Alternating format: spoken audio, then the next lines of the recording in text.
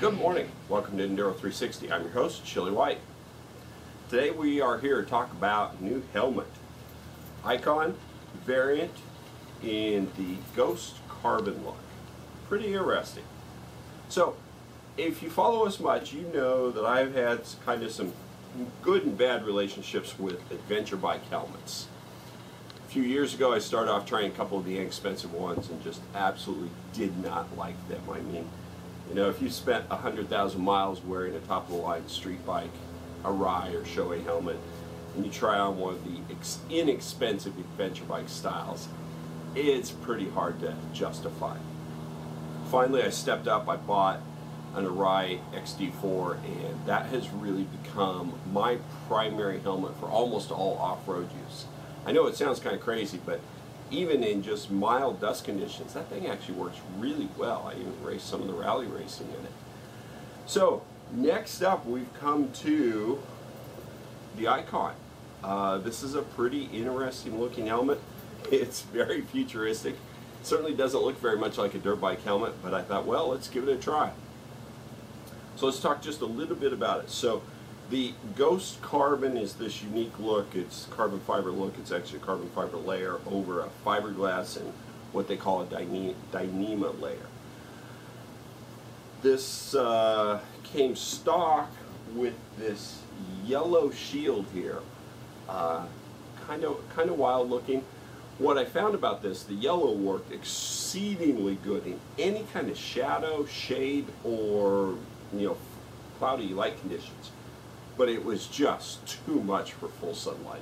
It's like sitting too close to the TV. I mean, everything seems magnified. So I have swapped out. I've put the light smoke in there. I haven't tried this yet. This will be up next. Shield is really almost the centerpiece of this helmet.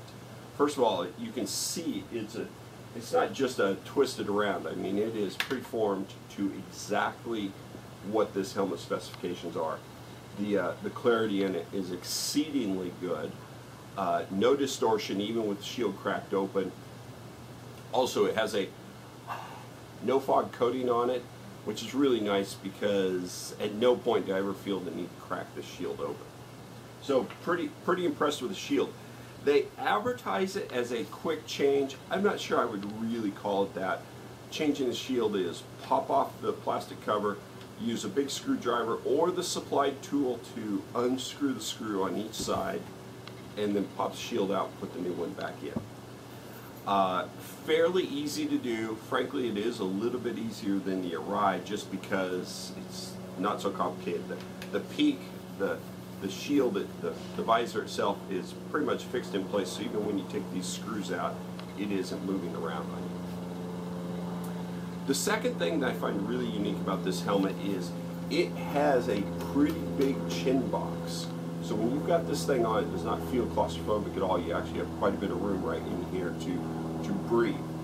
What that meant was even riding in single track trail, at no time did I ever feel the need to actually crack the shield open to get more flow. And that is actually something I do all the time on my XD because it's a little bit claustrophobic. And it does fog fairly easy. So this helmet has neither of those detractions.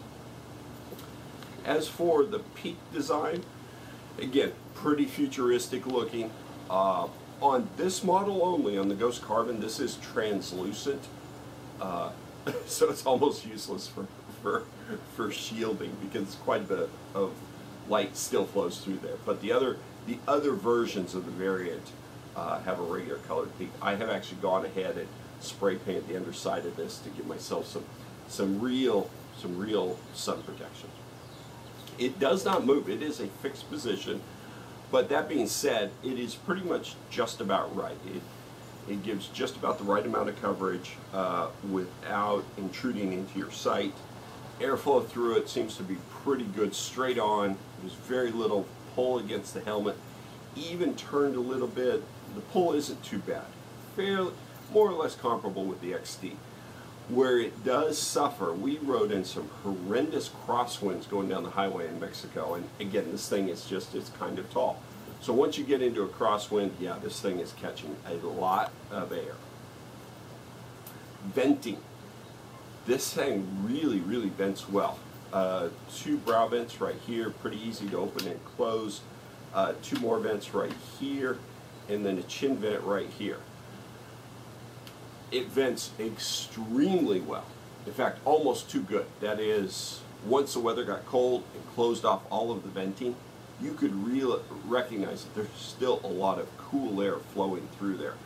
That would be a little bit of a long-term issue for me.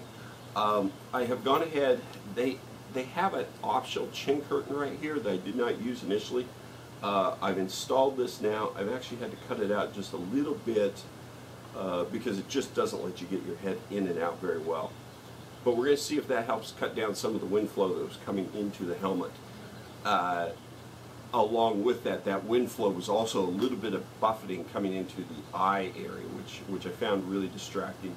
Opening and closing this chin vent seemed to have very little effect on that issue. So again, hopefully our wind curtain will cut that down. So let's see, what have we covered? Almost all the important areas. Fit. Now, I'm one of those people that not too hard to fit helmets, but Arise have fit me exceedingly well. They seem like they were custom formed for me. This is a really good quality padded interior. It's a dry weave kind of material that's supposed to keep you comfortable, and it certainly seems to do that. This is a large. It fits me just about like an Orion medium does. So this is definitely a helmet you'd want to try on before purchasing it. I found the fit to be very good. The cheek pads were quite thick to begin with, but after a couple of days of riding, they broke in and were very comfortable. If anything, the head area is just a little bit large relative to how much cheek padding there is. But as it broke in again, I found it very comfortable. Maybe just one notch down in overall from the Arise. Very easy to take in and out. The strap system uses a square D-ring. Seems to work perfectly well. No real complaints with that. Bottom, oh, and weight. Not a super light helmet. I took it in the Arise to have weight back to back, so almost dead even. The Arise is 3.7 pounds in the medium. This is 3.65, so it's just a tick lighter than the Arise, but in overall terms, it's not an ultralight helmet. Bottom line for me is I really, really enjoy wearing this helmet. I didn't realize how claustrophobic the Arise was while riding really kind of single track, that I always felt the need just to crack the visor to get myself a little more wind flow on my face, regardless whether there was a venting or fogging issue, and I just always need a little more airflow. This helmet never ever felt the need to crack that up. I could run with it completely closed. We rode actually a full day of single track trail with this, and I absolutely loved it. If anything, perhaps the only concern is it does stick up a little bit high, so up here you're going to catch branches just a little bit more with it.